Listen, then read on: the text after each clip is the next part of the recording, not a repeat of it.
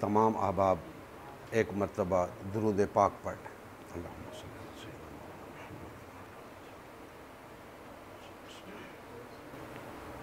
अल्हम्दुलिल्लाह अल्हम्दुलिल्लाहि रब्बिल आलमीन वस्सलातु वस्सलामु अला सय्यदिल अंबिया वल मुरसलीन व अला आलिहि व अस्हाबिहि अजमईन। अम्मा बाद फ़अऊज़ु बिल्लाहि मिनश शैतानिर रजीम। बिस्मिल्लाहिर रहमानिर रहीम। इज़ क़ाल रब्बुका लिल मलाइकति इन्नी ख़ालिक़ुम बशरम मिन तीन फ़इज़ा सव्वैतुहु व नफ़ख़्तु फ़ीहि मिन रूही फ़क़ऊ लहू साजिदीन फ़सजदल मलाइकतु कुल्लुहुम अजमऊन इल्ला इब्लीस इस्तकबर व कान मिनल काफिरीन। क़ाल या इब्लीस मा मनाक अन तस्जुद लिमा खलक़तु बियदैया अस्तकबरत अम कुन्त मिनल आलीन। क़ाल अना खैरुम मिन्हु खलक़तनी मिन नारिम व खलक़तहु मिन तीन। क़ाल फ़ख़्रुज मिन्हा फ़इन्नक रजीम व इन्न अलैका लअनती इला यौमिद्दीन। क़ाल रब्बि फ़अन्ज़िरनी इला यौमि युबअसून। क़ाल फ़इन्नक मिनल मुनज़रीन इला यौमिल वक़्तिल मअलूम।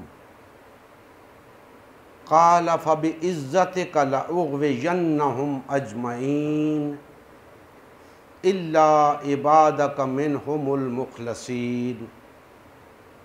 सदक़ल्लाहु मौलानल अज़ीम।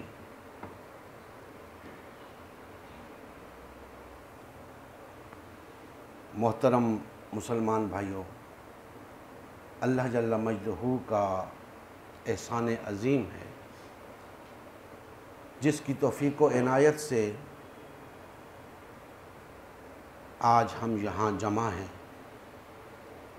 अल्लाह जल्ल मजदहू हम सब का यहाँ आना, बैठना, बोलना, सुनना अपनी बारगाह में मंजूर व मकबूल फरमाए।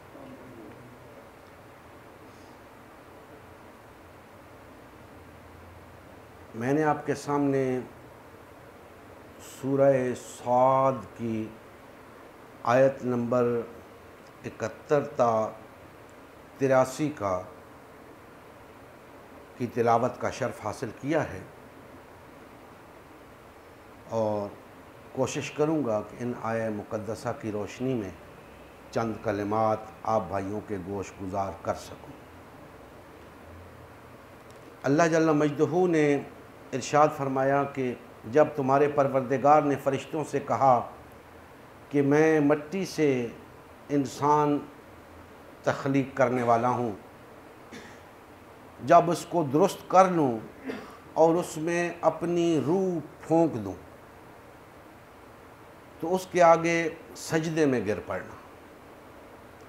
तो तमाम फ़रिश्तों ने सजदा किया मगर शैतान अकड़ बैठा और काफिरों में हो गया। अल्लाह ने फरमाया कि ए इब्लीस, जिस शख्स को मैंने अपने हाथों से बनाया उसके आगे सजदा करने से तुझे किस चीज़ ने मना किया? क्या तू गुरूर में आ गया या ऊंचे दर्जे वालों में था? बोला कि मैं इससे बेहतर हूँ कि तूने मुझको आग से पैदा किया और इसे मिट्टी से बनाया।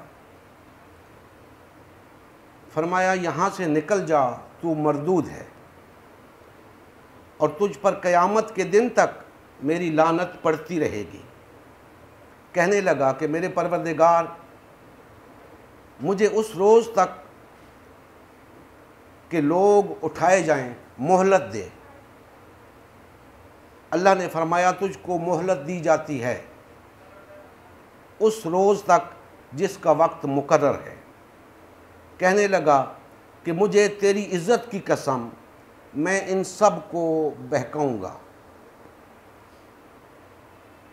सिवा उनके जो तेरे खालिस बंदे हैं। और इससे आगे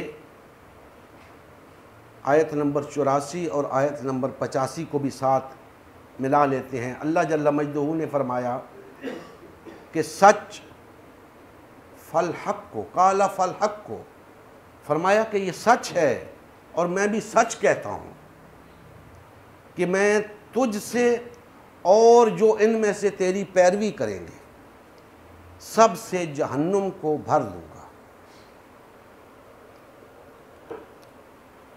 दोस्तान मोहतरम, मज़मून बहुत तवील है, कोशिश करूँगा कि मुख्तसरन अपनी बात आप तक पहुँचा सकूँ।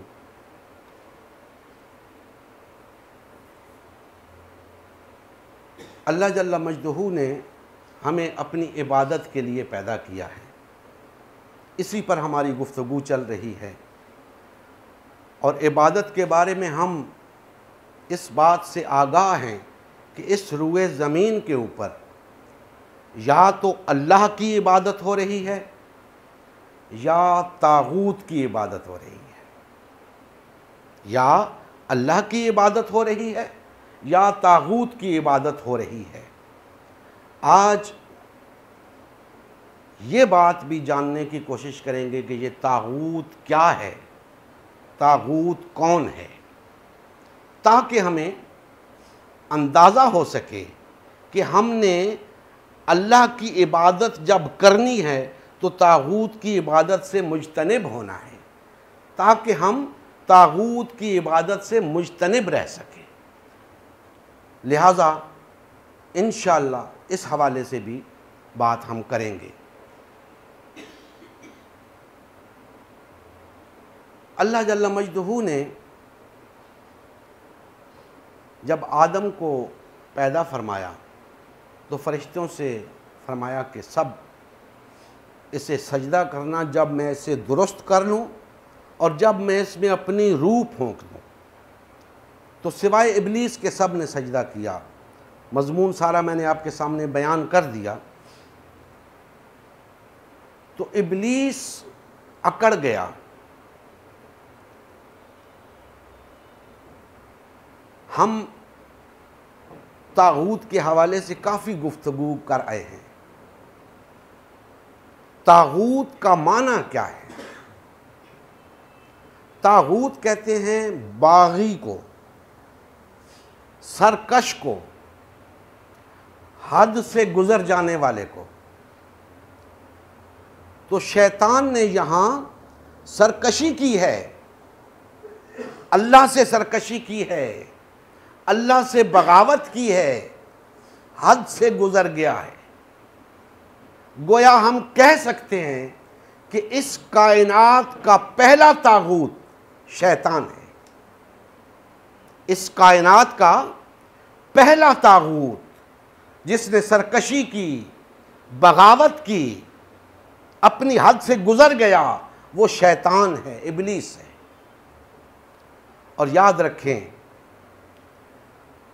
इबलीस मखलूक है जैसे हम मखलूक हैं, अल्लाह की मखलूक।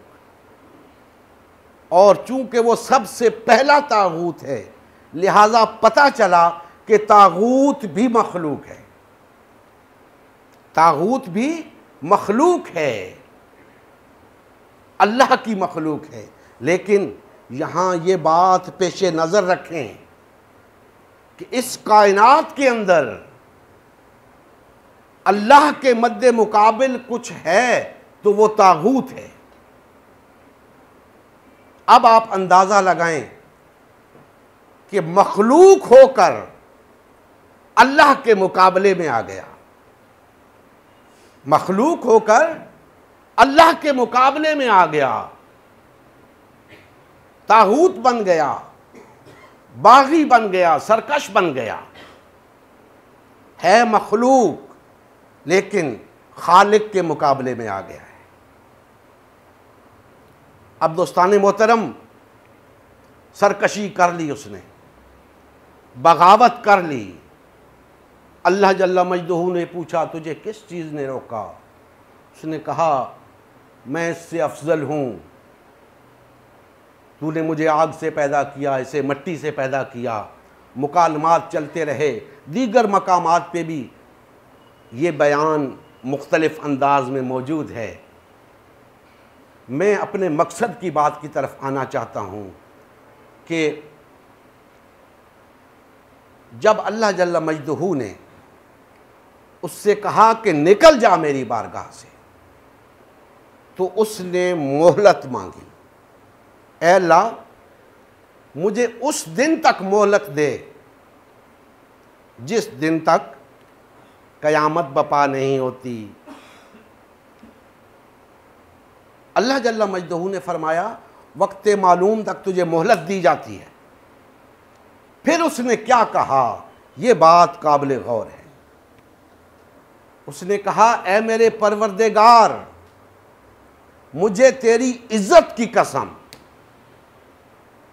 इब्लीस ने क्या कहा, मुझे तेरी इज्जत की कसम, मैं इन सब को बहकाऊंगा, आदम की सारी औलाद को बहकाऊंगा, मैं इन्हें गुमराह करूंगा सिवाय तेरे मुखलिस बंदों के। तेरे मुखलिस बंदों पे मेरा बस नहीं चल सकेगा। मेहनत उन पे भी करूंगा, छोड़ूंगा किसी को नहीं, लेकिन तेरे मुखलिस बंदों को छोड़कर सब को गुमराह करूंगा। अल्लाह जल्ला मजदूहू ने फरमाया तो फिर सुन, मेरी बात भी हक है, मैं हक ही कहा करता हूं कि जो तेरी पैरवी करेंगे,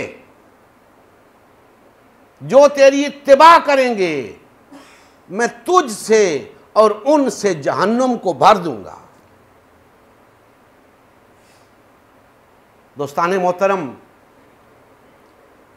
तागूत की डेफिनेशन आपके इल्म में आई कि तागूत बागी को कहते हैं, सरकश को कहते हैं, हद से गुजर जाने वाले को कहते हैं, और पहला तागूत इब्लीस था। और अब इब्लीस ने अल्लाह की इज्जत की कसम खा के कयामत तक की मोहलत ले ली है कि मैं बनी नौ इंसान को गुमराह करूंगा, इंसानियत को गुमराह करूंगा। और ये तो आप जानते हैं कि हर दौर के अंदर इंसानियत दो ग्रोहों में वाज़े तकसीम रही है, एक काफिर, एक मुसलमान। और फिर मुसलमानों के अंदर भी मसला रहा है, इस पे आगे चल के बात करता हूं। इब्लीस ने मेहनत करनी है तमाम इंसानों पर, उनको गुमराह करने के लिए। इब्लीस क्या करेगा? देखिए, यहां इब्लीस ने एक मोटी सी बात कह के बात खत्म कर दी है, तफसील में नहीं गया। उसने ये नहीं कहा कि मैं लोगों को कलमा नहीं पढ़ने दूंगा, ऐ अल्लाह तू मुझे मोहलत दे, मैं लोगों को नमाज नहीं पढ़ने दूंगा, मैं लोगों को रोज़ा नहीं रखने दूंगा, मैं लोगों को अच्छे काम नहीं करने दूंगा। ऐसे नहीं कहा, बेशुमार चीज़ें थीं। उसने मोटी सी बात कह दी कि मैं इनको गुमराह करूंगा, इनको बहकाऊंगा। और अल्लाह जल्ला मजदूहू ने भी कोई तफसील बयान नहीं की। अल्लाह जल्ला मजदूहू ने भी मोटी सी बात बयान फरमा दी कि जो इनमें से तेरी इत्तिबा करेगा, तुझसे और उनसे जहन्नुम को भर दूंगा। अब दोस्तान मोहतरम, इन दो बातों से हम अखज़ करते हैं कि इब्लीस क्या करने वाला था, इब्लीस किस तरीके से लोगों को गुमराह करने वाला था। अल्लाह जल्ल मजदहू ने उसकी बात को भांप कर जवाब दे दिया कि जो तेरी इत्तिबा करेंगे, इत्तिबा क्या होती है? किसी की पैरवी करना, किसी को फॉलो करना। इब्लीस ने क्या किया था?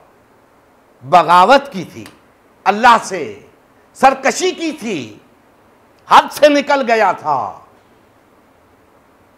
उसने वही काम करना है इंसानियत पर, लोगों को बागी बनाना है, लोगों को सरकश बनाना है, और खुद भी तागूत बना, लोगों को भी तागूत बनाना है। इब्लीस की पैरवी करने वाला तागूत ही बनेगा ना।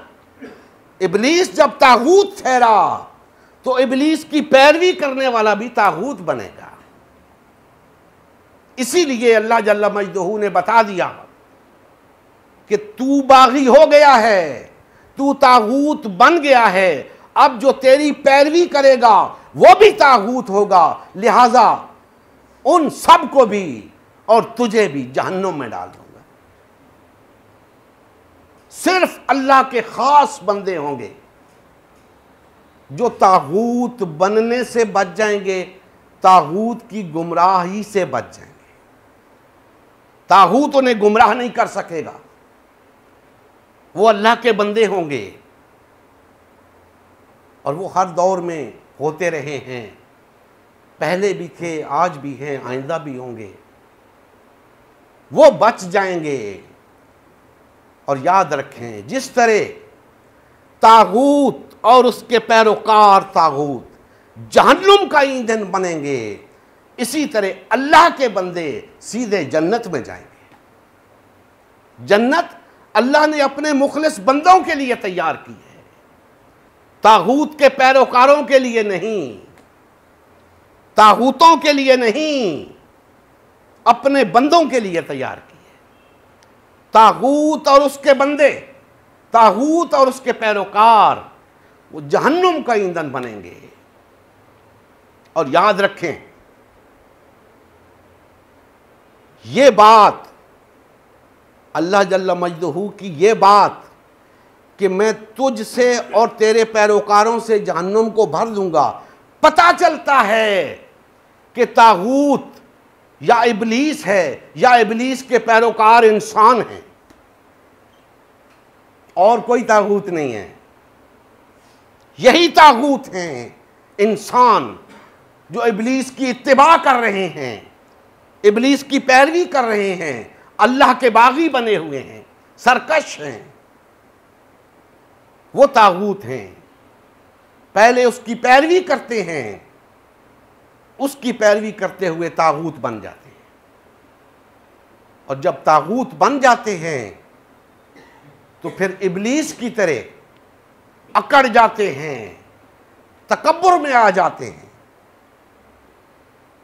उन्हें इस बात की समझ ही नहीं रहती कि हम किसके सामने अकड़ रहे हैं, किससे बगावत कर रहे हैं, किससे सरकशी पर उतरे हुए हैं। दोस्ताने मोहतरम,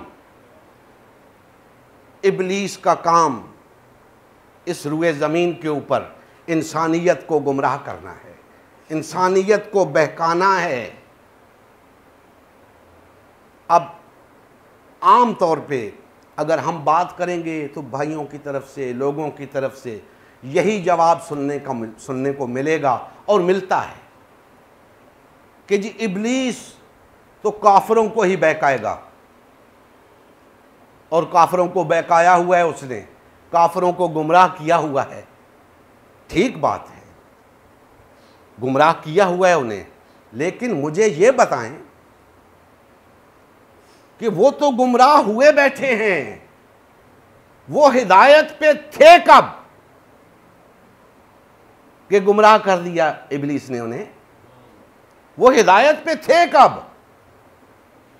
गुमराह तो उन्हें करना है इब्लीस ने जो हिदायत पर होंगे, और हिदायत पर मुसलमान हैं, हिदायत पर मुसलमान हैं। अब इब्लीस की सारी तवज्जो मुसलमानों पर है, इन्हें गुमराह करने पर उसकी तवज्जो है, सारा जोर इन पर लगा रहा है और बहुत से लोगों को गुमराह कर भी दिया है, बहुत से लोगों को तागूत बना दिया है। अल्लाह के चंद मुखलिस बंदे बच गए हैं, उन पे भी मेहनत जारी है उसकी, लेकिन उन पे उसका बस नहीं चलता। वो अल्लाह के मुखलिस बंदे हैं, अल्लाह उनका वली है, इसलिए तागूत का उस पे बस नहीं चलता। वो अल्लाह के वली हैं, इसलिए तागूत का उन पे बस नहीं चलता। तागूत की मेहनत सब पर जारी है, तमाम मुसलमानों पे जारी है। और याद रखें, मैं पहले अर्ज कर चुका हूं, तागूत ने आकर ये नहीं कहना कि कलमा पढ़ना छोड़ दो। ये मेरी बातें लिख लें, दिल पर लिख लें। इब्लीस कभी नहीं आकर कहेगा मुसलमानों को कि कलमा पढ़ना छोड़ दो, कभी नहीं आकर कहेगा नमाज पढ़ना छोड़ दो, कभी नहीं आकर कहेगा रोजे ना रखा करो, हज ना किया करो, कुरान की तिलावत ना किया करो।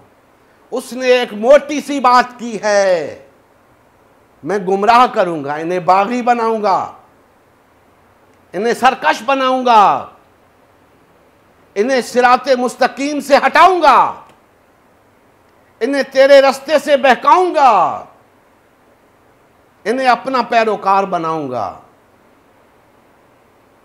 तो दोस्ताने मोहतरम, शैतान की, इब्लीस की मेहनत जारी है। उसे पता है किन चीजों से फर्क पड़ता है, किन चीजों से फर्क नहीं पड़ता। वो जिन चीजों से फर्क पड़ता है वहां तवज्जो देता है, जिन चीजों से फर्क नहीं पड़ता वो कहता है करते रहो, लगे रहो, मस्त रखो जिक्र फिक्रे सुबहगाही में से, पुख्ता तर कर दो मजाजे खानकाही में से। कहता है लगे रहो, लेकिन जो उसका टारगेट है उस पे वो पूरी तरह मुस्तैद है, बहुत चौकन्ना होके काम कर रहा है। उसे मालूम है कि क्या करूंगा तो ये लोग गुमराह हो जाएंगे। दोस्ताने मोहतरम, अगर मैं आज के मुसलमानों की अल्लाह से बगावतें और सरकशियां गिनवाना शुरू कर दूं तो शायद मैं नहीं गिनवा सकता, लेकिन याद रखें उनमें से बेशतर ऐसी हैं कि शैतान को उसके लिए मेहनत करने की ज़रूरत नहीं है। वो इंसान खुद ही बागी बना हुआ है, सरकश बना हुआ है। शैतान को कौन कौन से मोर्चे पे काम करने की ज़रूरत है, ये बात गौर तलब है। जिससे मुसलमान अल्लाह का बागी हो सकता है, अल्लाह से सरकशी इख्तियार कर सकता है। तो दोस्ताने मोहतरम, इस रुए ज़मीन के ऊपर आज तागूत का और बातिल का निज़ाम नाफिज है। पूरी रुए ज़मीन के ऊपर तागूत का निज़ाम चल रहा है। शैतान का सबसे पहला मोर्चा उस तागूती निज़ाम की हिफाजत है और उसकी कोशिश है कि इस रुए ज़मीन के ऊपर अल्लाह की हाकमियत कायम ना हो सके। लामहला उसके लिए गैर मुस्लिमों पे मेहनत करने की ज़रूरत नहीं, उन लोगों पे मेहनत करने की ज़रूरत है जिनकी तरफ से उसे अंदेशा है, जिनकी तरफ से उसे ख़तरा है। और वो ख़तरा उन लोगों से है जो दावा करते हैं ला इलाहा इल्लल्लाह का, जो दावा करते हैं कि हम तागूत का इनकार करके अल्लाह पर ईमान लाए। उनसे खतरा है उसे। जब तक ये लोग कलमा पढ़ते हैं तागूत को इनसे खतरा रहेगा। लिहाजा तागूत की, इब्लीस की सारी तवज्जो ला इलाहा इल्लल्लाह पढ़ने वालों की तरफ है। अब उसने सबसे पहला हमला निजाम पर किया और मुसलमानों को ऐसे मामलात में डाल दिया कि या तो वो निजाम को इस्लाम से ही खारिज कर बैठे या फिर उस बातिल और तागूती निजाम का हिस्सा बन गए। आज देख लें पूरी रुए जमीन के ऊपर अल्लाह की हकमियत नहीं है तो लामहला बातिल और तागूत की हकमियत है। 57 के करीब रियासतें हैं मुसलमानों की, 57 के करीब रियासतें हैं, निजाम बातिल और तागूत का है। अल्लाह की हकमियत नहीं है, अल्लाह का निजाम नहीं है। कहीं बादशाहत और मलूकियत, कहीं जमहूरियत, इस्लाम कहीं नहीं। और इब्लीस नमाज से नहीं रोकता, रोजे से नहीं रोकता। गैर मुस्लिम ममालिक के अंदर भी ये इस्लाम तो चल रहा है, ये इस्लाम गैर मुस्लिम ममालिक में भी चल रहा है, लेकिन जो हकीकी इस्लाम है वो मुस्लिम ममालिक में भी नहीं। तो उस हकीकी इस्लाम को नाफिज ना होने देना ये इब्लीस की पहली तरजीह है। और निज़ाम क्यों कायम नहीं होगा, इस्लाम का निज़ाम क्यों कायम नहीं होगा? निज़ाम कायम होते हैं अफरादी कुव्वत से, अफराद निज़ाम को कायम करते हैं। इसमें कोई शक नहीं कि पूरी रुए ज़मीन के ऊपर 1.5-2 अरब के करीब कलमा पढ़ने वाले मौजूद हैं। अगर इतने लोग किसी निज़ाम के दावेदार हों तो क्या वो निज़ाम कायम होता है या नहीं? होता है। लेकिन इब्लीस का दूसरा काम उसने ये किया कि सबसे पहले तो मुसलमानों को रियासतों में तकसीम कर दिया, 57 रियासतों में तकसीम कर दिया। और फिर रियासतों के अंदर जो अवाम थे, लोग थे, उन्हें तकसीम कर दिया, तफरके में डाल दिया, पार्टीबाजी का शिकार कर दिया। इससे बढ़ के बगावत और क्या होगी? इससे बढ़कर सरकशी और क्या होगी कि अल्लाह ने हमें एक जमात बनकर रहने का हुक्म दिया। क्यों?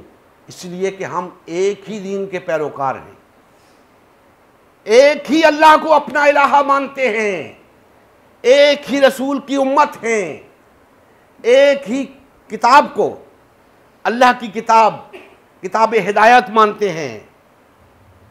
तो क्या वजह है कि हम उस पे कायम नहीं हैं?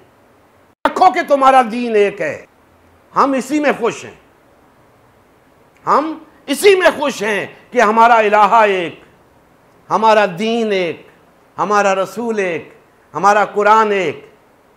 कभी इस बात पे भी गौर किया कि हम भी एक हैं? नहीं, हम एक नहीं हैं। इसीलिए तो बातिल और तागूती निजाम मुसल्लत है।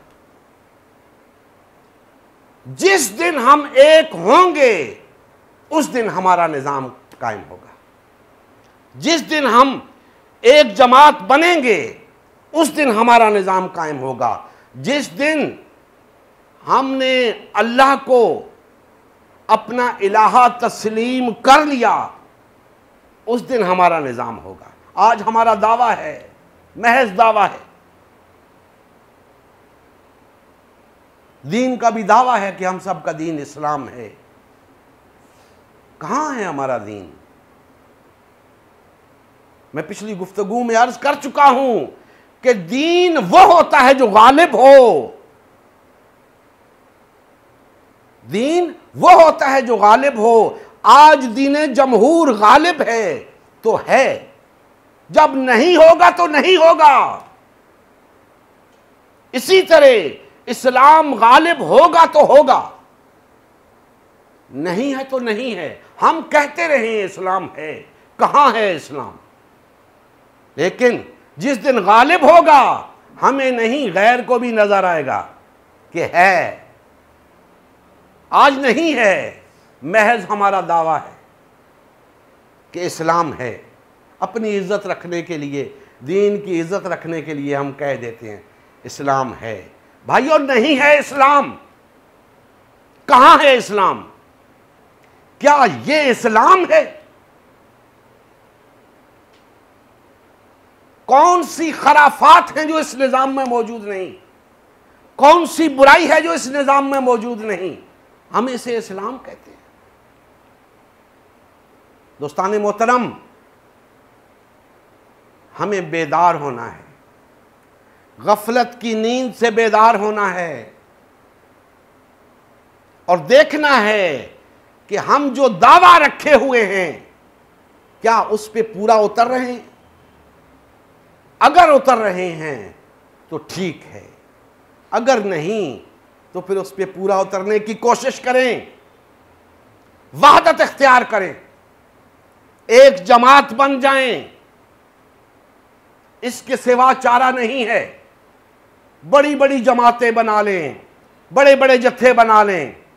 100 साल से जत्थे बने हुए हैं, कुछ नहीं हुआ। तफरके में रह के कुछ नहीं हुआ। मैं कहा करता हूं कि तुमने जमहूरियत में जाकर भी देख लिया, जमातें बनाकर भी देख लिया, एक मर्तबा एक जमात बनकर देखो तो कुछ होता है या नहीं होता। तुम क्यों वहदत इख्तियार करने के लिए तैयार नहीं? हमारा दीन तो हमें मोहब्बत का दर्स देता है, अखुवत का दर्स देता है, वहदत का दर्स देता है। हम क्यों एक नहीं होते? हमने क्यों तफरीक पैदा कर रखी है? हम क्यों इब्लीस का आलाए कार बने हुए हैं? हम क्यों तागूती रास्ते पे चल रहे हैं? क्यों तागूत बन रहे हैं? दोस्तों, निकल आओ इस तफरके से, निकल आओ इस पार्टीबाजी से। यह दीन की तालीम नहीं है, यह इब्लीस का बताया हुआ रास्ता है, तागूत का बताया हुआ रास्ता है। तफरका, पार्टीबाजी, निकल आओ इससे। अल्लाह के बंदे बन जाओ, अल्लाह की बंदगी इख्तियार करो, तागूत की बंदगी से निकल आओ। यकीन जानो, ये तुम्हारी रस्मी इबादत तुम्हें नहीं बचाएंगी, तुम्हें अल्लाह की इबादत बचाएगी। और अल्लाह की इबादत में सरकशी नहीं होती, बगावत नहीं होती, मन मर्जी नहीं होती। तुमने क्या समझ के अपनी अपनी जमातें बना रखी हैं? किसने इजाजत दी है तुम्हें? तागूत की पैरवी कर रहे हो, इब्लीस की पैरवी कर रहे हो। तुम्हारा हश्र भी उन्हीं के साथ होगा। अल्लाह ने फरमा दिया है, क्या इब्लीस, तू जा अपना जोर लगा ले। जो तेरी पैरवी करेंगे, जो तेरी इत्तिबा करेंगे, मैं तुझ से और तेरे पैरोकारों से जहन्नम को भर दूंगा। क्यों उसके कहने पे चलते हो? क्यों उसकी बातों में आते हो? क्यों उसकी पैरवी करते हो? अल्लाह की क्यों नहीं सुनते? अल्लाह के बंदे क्यों नहीं बनते? अगर मालूम है कि तफरका बुरा है तो फिर वहदत अच्छी है ना। अच्छा काम क्यों नहीं करते हो? बुरे को तर्क क्यों नहीं करते हो? जब जानते हो कि तफरका इबलीस का रास्ता है तो अल्लाह का रास्ता इख्तियार क्यों नहीं करते हो, वहदत इख्तियार क्यों नहीं करते हो? दोस्तान मोहतरम, जब तक हम इस तफरके के बुत को तोड़ेंगे नहीं, अपने दिलों से, अपने दिमागों से इस बुत को निकालेंगे नहीं, तौहीद के करीब भी नहीं जा सकते। हमने तौहीद को मजाक समझ रखा है, अल्लाह है बस, शायद यही तौहीद है। नहीं, ये तो शैतान भी जानता था और मानता था कि अल्लाह है। उसने अल्लाह की इज्जत की कसम खाकर कहा, ए अल्लाह मुझे तेरी इज्जत की कसम, मैं इन तमाम इंसानों को गुमराह करूंगा सिवाय तेरे मुखलिस बंदों के। तो अल्लाह को तो वो भी मानता है, वो भी जानता है। आपने मान लिया, आपने जान लिया तो क्या हो गया? असल बात तो अल्लाह की मानना है। उसने अल्लाह की नहीं मानी, रांदाए दरगाह हो गया, तागूत हो गया, अपने ऊपर जहन्नम वाजिब कर ली। क्या तुम भी ऐसा ही करने का इरादा रखते हो? बाज आ जाओ, इब्लीस की पैरवी से बाज आ जाओ, तागूत मत बनो, अल्लाह के बंदे बनो। अल्लाह ने खुद फरमा दिया है, मेरे बंदों पे तेरा बस नहीं चलेगा। तो आओ, तागूत से मुकाबला करने के लिए उठो। हमारी जंग किसके साथ है? बातिल और तागूत के साथ, बातिल और तागूती ताकतों के साथ, इब्लीस और उसके गमाश्तों के साथ, इब्लीस और उसके पैरोकारों के साथ, तागूतों के साथ। जो अल्लाह का बागी है, हमारी उससे जंग है। हम उससे जंग करेंगे, या तो अल्लाह का दीन गालिब आ जाएगा, या हम जामे शहादत नोश कर लेंगे। अब हम इस रास्ते से पीछे हटने वाले नहीं। हमें मालूम हो गया है कि इब्लीस के पैरोकार कौन हैं, अल्लाह के बंदे कौन हैं। हम पर हक वाज़े हो गया है। अल्लाह ने खुद फरमा दिया है कि हिदायत और गुमराही अलग हो चुकी है। अल्लाह ने हमें उसकी पहचान करा दी है कि ये हिदायत है, ये गुमराही है। अब ना सिर्फ हम खुद गुमराही के करीब नहीं जाएंगे, बल्कि तमाम कलमा गो भाइयों को इससे रोकेंगे कि भाइयों, गुमराही से निकल आओ, हिदायत की तरफ आ जाओ, तागूत की बंदगी तर्क कर दो, अल्लाह पर ईमान ले आओ। हमारी दुनियावी और उखरवी फलाह इसी में है कि हम तागूत की बंदगी तर्क कर दें।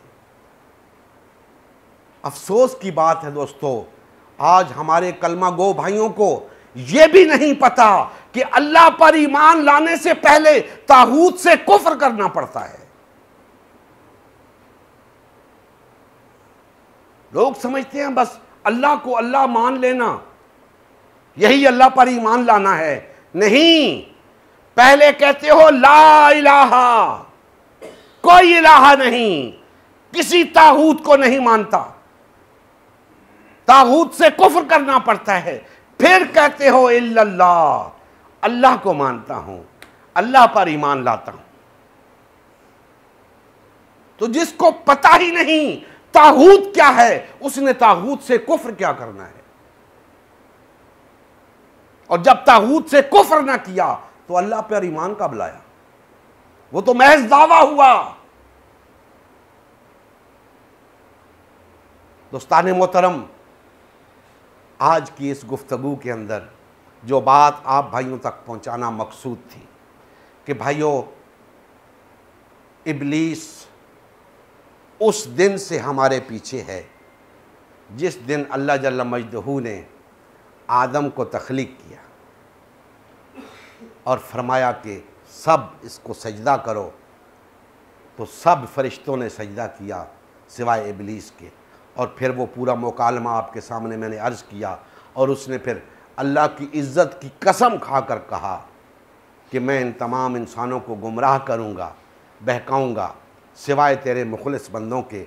तो आज की इस गुफ्तगू का लुब्बे लुबाब ये ठहरा कि भाइयों, शैतान के जालों से बचो, तागूत के जालों से बचो, अल्लाह की बंदगी की तरफ लौट आओ, अल्लाह के बंदे बन जाओ, क्योंकि अल्लाह के बंदों पर शैतान का भी बस नहीं चलता।